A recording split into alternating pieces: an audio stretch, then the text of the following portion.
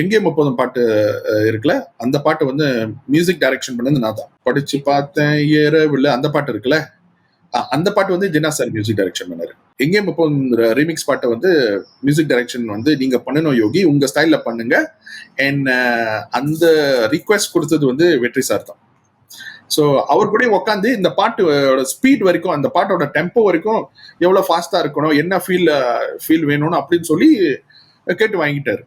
So அந்த process எல்லாம் என்ன அவர் உட்காந்து ஸ்டுடியோக்கு போய் அது அந்த அந்த அந்த பாட்டோட ஸ்பீட் அண்ட் அதே சமயத்தில் வந்து யுகபாரதி சார் கூட லிரிக்ஸ் அந்த பாட்டோட லிரிக்ஸ் எல்லாமே, கவிதைகள் எல்லாமே Yugabharathi sir, except for the English bits, இங்கிலீஷ்ல வருதெல்லாம் நான் எழுதினேன்.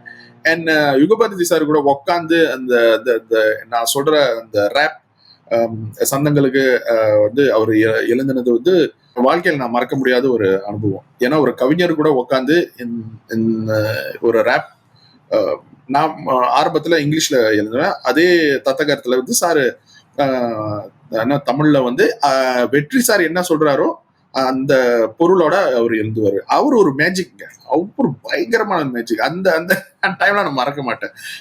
ஸோ அப்படிதான் பொல்லாதவன் பாட்டு உருவாகுனுச்சு.